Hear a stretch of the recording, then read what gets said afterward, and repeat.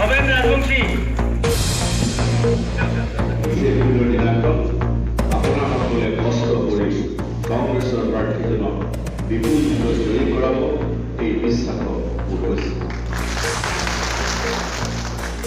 বহু বছৰ পূৰ্বে 1967 চনত জনীয়া সমষ্টিৰ এজন বিধায়কে লোকসভা নিৰ্বাচনত প্ৰতিদ্বন্দ্বিতা কৰিছিল। লোকসভা আৰু তেখেতসকলৰ ভূমিকাৰ কি 40 লাখ মানুহৰ নাম NRCৰ পৰা বাদ পৰিছে। তাৰ ভিতৰত যথেষ্ট সংখ্যক ভাৰতীয় নাগৰিকৰ নাম বাদ পৰিছে, আনকি খিলঞ্জীয়া জাতি জনগোষ্ঠীৰ মানুহৰ নাম বাদ পৰিছে। সেই ক্ষেত্ৰত অমিত শ্বাহ ডাঙৰীয়াই ৰাজস্থানত গৈ কৈছে যে 40 লাখ ধৰিয়ে অনুপ্ৰৱেশকাৰী। গতিকে এই ধৰণৰ পৰস্পৰ বিৰোধী কথা আৰু নাগৰিকত্ব সংশোধনী বিধেয়ক তেখেতসকলৰ এবছলুট সংখ্যাগৰিষ্ঠতা থাকোঁতে আনিব নোৱাৰিলে এই নিৰ্বাচনত তেওঁলোকে ধৰাশায়ী হ'ব।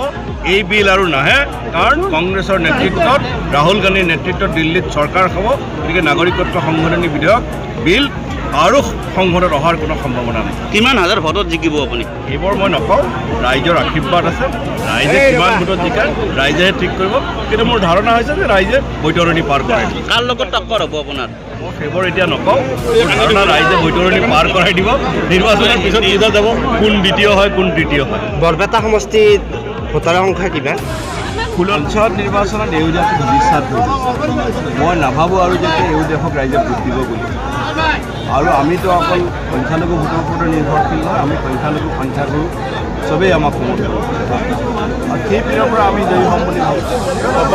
অগপ সম্পৰ্কত কি ক'ব? অগপ এটা ভ্ৰষ্ট ৰাজনৈতিক দল, তেওঁলোকে কেবৰ বিৰোধিতা কৰিছে, আকৌ কেবক সমৰ্থন কৰা দলৰ লগত মিত্ৰতা কৰিছে। মই ভাবোঁ যে ৰাইজে অগপক বিৰুদ্ধে। এজ এ হ'ল বিজেপিৰ কেনেকুৱা দেখা পাইছে আপুনি? অসমত কেনেকুৱা বুলি ভাবে? অসমততো মই ভাবোঁ কংগ্ৰেছে কমেও 10খন আসন পাব।